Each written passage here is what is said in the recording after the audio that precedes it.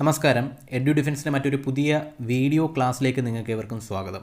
നമ്മളിന്ന് ഡിസ്കസ് ചെയ്യാൻ പോകുന്നത് 30 സയൻസും GKയും കൂടെ മിക്സ് ചെയ്ത ചോദ്യങ്ങളാണ് ഡിസ്കസ് ചെയ്യാൻ പോകുന്നത്.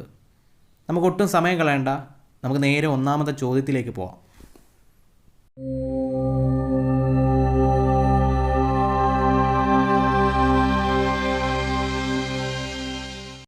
ഒന്നാമത്തെ ചോദ്യം ഇതാണ്: which among the following is called as good cholesterol?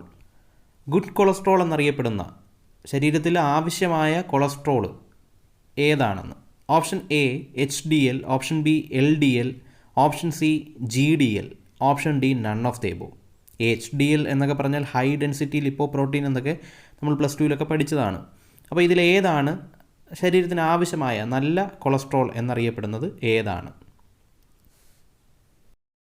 ഉത്തരം ഓപ്ഷൻ എ HDL ആണ്. ഹൈ ഡെൻസിറ്റി ലിപ്പോ പ്രോട്ടീനാണ് നമ്മുടെ ശരീരത്തിന് ഏറ്റവും ആവശ്യമായിട്ടുള്ള ഗുഡ് കൊളസ്ട്രോൾ എന്നറിയപ്പെടുന്നത്. HDL high density lipo protein ആണ്. രണ്ടാമത്തെ ചോദ്യം: റാബീസ് ഡിസീസ് അഫക്റ്റ്, അതായത് പേവിഷബാധ ഏത് അവയവത്തിനെ അല്ലെങ്കിൽ ഏത് സിസ്റ്റത്തിനെയാണ് അഫക്റ്റ് ചെയ്യുന്നത്? റെസ്പിറേറ്ററി സിസ്റ്റമാണോ, സർക്കുലേറ്ററി സിസ്റ്റത്തിനെയാണോ, നെർവസ് സിസ്റ്റത്തിനെയാണോ, ഇമ്മ്യൂൺ സിസ്റ്റത്തിനെയാണോ ബാധിക്കുന്നത്? ആൻസർ ഓപ്ഷൻ സി ആണ്. നെർവസ് സിസ്റ്റത്തിനെയാണ് റാബീസ് ബാധിക്കുന്നത്. മൂന്നാമത്തെ ചോദ്യം: who is called the father of French revolution? കഴിഞ്ഞ ക്വസ്റ്റ്യൻ പേപ്പർ വർക്കൗട്ട് ചെയ്ത പോയിന്റ് നമ്മൾ പറഞ്ഞിരുന്നു ഫ്രഞ്ച് റെവല്യൂഷൻ്റെ പിതാവ് ആരെന്ന്. മൊണ്ടസ്ക്യൂ ആണോ, റുസോ ആണോ, വോൾട്ടെയർ ആണോ, ബെൻ ജോൺസൺ ആണോ? ആൻസറായിട്ട് വരുന്നത് വോൾട്ടെയർ ആണ് ആൻസറായിട്ട് വരുന്നത്. കഴിഞ്ഞ ക്ലാസ്സിൽ നമ്മൾ ഡിസ്കസ് ചെയ്തു. ഫ്രഞ്ച് റെവല്യൂഷൻ 1789 നടന്ന വിപ്ലവമാണ്. നാലാമത്തെ ചോദ്യം: total number of union territories in India? ഇന്ത്യയിലെ കേന്ദ്രഭരണ പ്രദേശങ്ങൾ ഇപ്പോൾ എത്ര ഉണ്ട്? A 8, B 7, C 9, D 6. Answer option A ആണ്. 8 ആണ് ഉത്തരം. നമുക്കറിയാം ജമ്മു കാശ്മീർ എന്ന് പറഞ്ഞ സംസ്ഥാനത്തിനെ സ്പ്ലിറ്റ് ചെയ്ത് ലഡാക്ക് എന്നും ജമ്മു എന്നും 2 യൂണിയൻ ടെറിട്ടറി ആക്കി. മുൻകാലങ്ങളിൽ 7 യൂണിയൻ ടെറിട്ടറി ആയിരുന്നു. ജമ്മുവും ലഡാക്കും വന്നതിന് ശേഷം 7ഉം 2ഉം 9 ആയി. പക്ഷേ ദാമൻ ആൻഡ് ദിയുവിനെയും നാഗർ ഹവേലിയും ഒന്നിച്ചും കൂടെ ആക്കി. അങ്ങനെ ഇപ്പോൾ ടോട്ടൽ 8 ആണ്. രണ്ടാമത്തെ ചോദ്യം ഇങ്ങനെയാണ്: dyne is the unit of? Dyne എന്തിൻ്റെ യൂണിറ്റ് ആണ്? Option A force, option B power, option C pressure, option D work. ആൻസറായി വരുന്നത് ഓപ്ഷൻ എ ഫോഴ്സ് ആണ്. ഫോഴ്സിൻ്റെ തന്നെ മറ്റൊരു പവറാണ് ന്യൂട്ടൺ. ന്യൂട്ടണ്, ഡൈന് എന്നിവയൊക്കെ പവറിൻ്റെ യൂണിറ്റ് ആണ്. ആറാമത്തെ ചോദ്യമാണ്: tendons in our body connects? Tendons എന്തിനെയൊക്കെയാണ് കണക്ട് ചെയ്യുന്നത്? ബോൺസ് വിത്ത് ബോൺ ആണോ, ബോൺസ് വിത്ത് ബ്ലഡ് വെസൽസ് ആണോ, മസിൽസ് വിത്ത് ബോൺസ് ആണോ, ലിഗമെൻറ്റ്സ് വിത്ത് ബോൺ ആണോ? ആൻസറായി വരുന്നത് ഓപ്ഷൻ സി ആണ്. മസിൽസ് വിത്ത് ബോൺസ് ആണ്. നമ്മുടെ ശരീരത്തിലെ 2 കണക്റ്റീവ് ടിഷ്യൂസ് ആണ്. ഒന്ന് ലിഗമെൻറ്റ്സും ടെൻഡൻസും. ലിഗമെൻറ്റ്സ് കണക്ട് ചെയ്യുന്നത് ബോണിനെ ബോണുമായി ബന്ധിപ്പിക്കുന്നു. നമ്മുടെ ടെൻഡൻസ് കണക്ട് ചെയ്യുന്നത് മസിലിനെ ബോണുമായിട്ട് കണക്ട് ചെയ്യുന്നു. ഏഴാമത്തെ ചോദ്യത്തിലേക്ക് പോകാം. 1 people 1 state 1 leader is the slogan of whom? ആരുടെ സ്ലോഗനാണ് 1 people 1 state 1 leader? Option A Benito Mussolini, option B Adolf Hitler, option C Richard Wellesley, option D Roosevelt. ഉത്തരമായി വരുന്ന ഓപ്ഷൻ ബി ആണ്. അഡോൾഫ് ഹിറ്റ്ലർ ആണ്. നമുക്കറിയാം ജർമ്മനിയിൽ നാസിസം ഫൗണ്ട് ചെയ്ത ആളാണ് അഡോൾഫ് ഹിറ്റ്ലർ. അദ്ദേഹത്തിൻ്റെ പ്രധാനപ്പെട്ട ബുക്കാണ് മെയിൻ കാഫ് എന്നറിയപ്പെടുന്നത്. എട്ടാമത്തെ ചോദ്യത്തിലേക്ക് പോകാം. Who among the following was the 16th president of USA? USA-യുടെ 16ാമത്തെ പ്രസിഡന്റ് ആരാണ്? Option A Theodore Roosevelt, option B John Adams, option C John F Kennedy, option D Abraham Lincoln. അപ്പോൾ USA-യുടെ 16ാമത്തെ പ്രസിഡന്റ് എബ്രഹാം ലിങ്കൺ ആണ്. ഒമ്പതാമത്തെ ചോദ്യം ഇങ്ങനെയാണ്: Bharatiya Jnanpith award was instituted in? എന്നാണ് ഭാരതീയ ജ്ഞാൻപീഠ് അവാർഡ് ഏർപ്പെടുത്തിയത്? Option A 1965, option B 1961, option C 1975, option D 1972. ആൻസറായിട്ട് വരുന്നത് ഓപ്ഷൻ ബി ആണ്. 1961 ഭാരതീയ ജ്ഞാനപീഠ അവാർഡ് ഏർപ്പെടുത്തിയത്.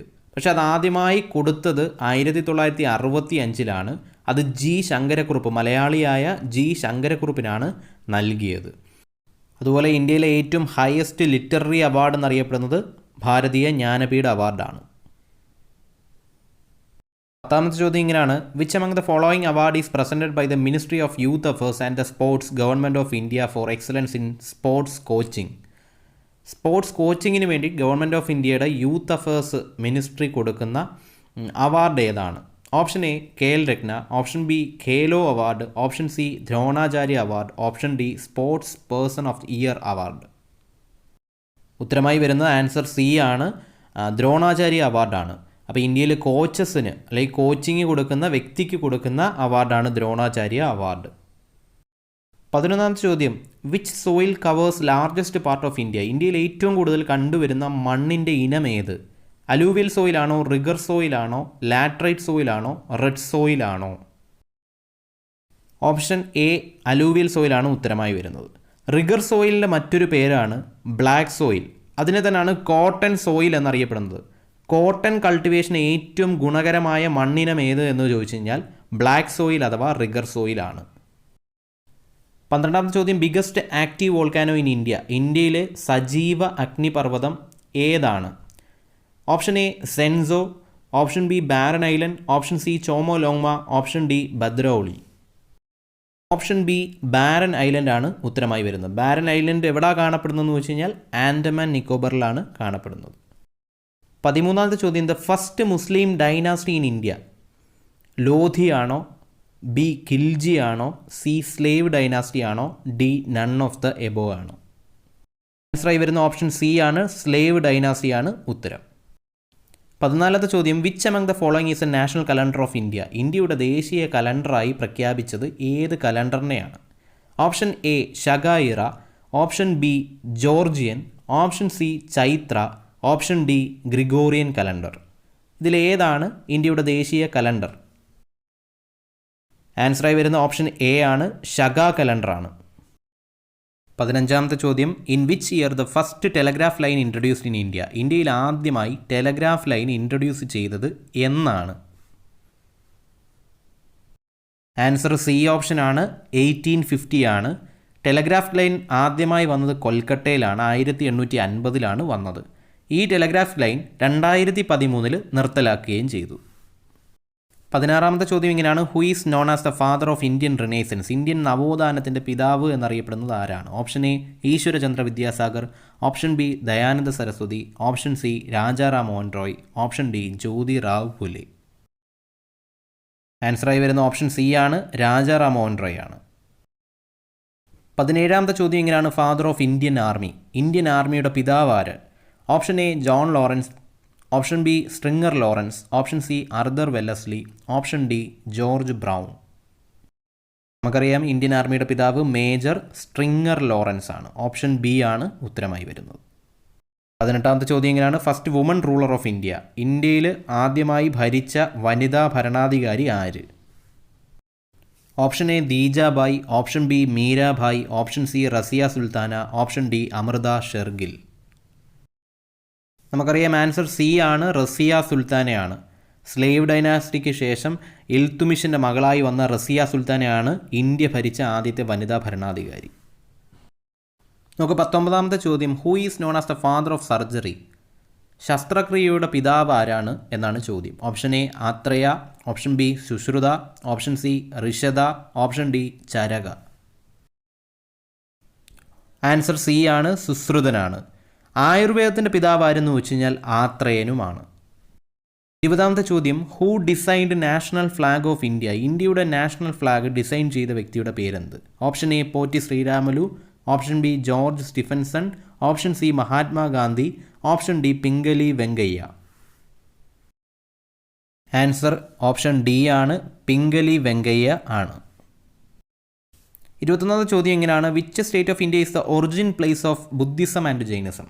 ബുദ്ധമതവും ജൈനമതവും ഉടലെടുത്ത സംസ്ഥാനം ഏത്? Option A Uttar Pradesh, option B Bihar, option C Uttarakhand, option D Madhya Pradesh.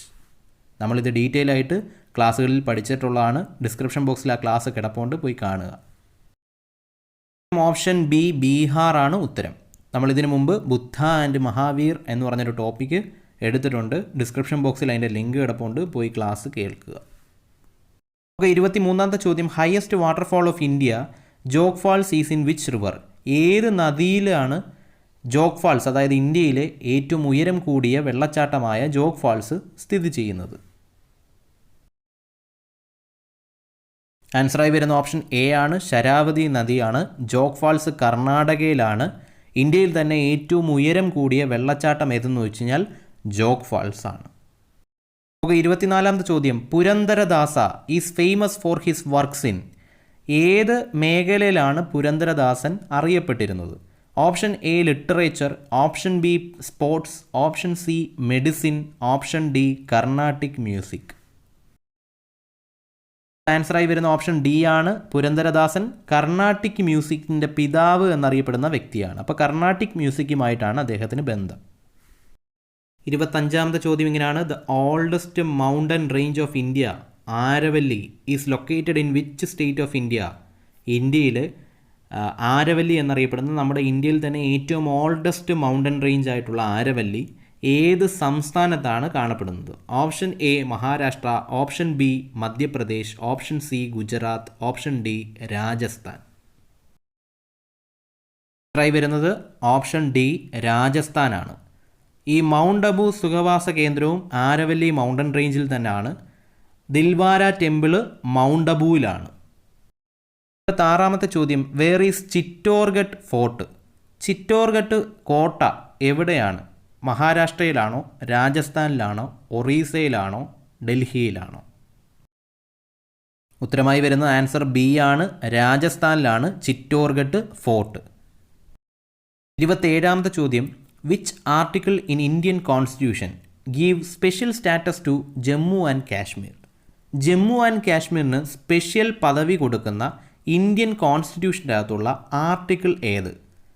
Article 367 ആണോ, ആർട്ടിക്കിൾ 570 ആണോ, ആർട്ടിക്കിൾ 370 ആണോ, ആർട്ടിക്കിൾ 365 ആണോ?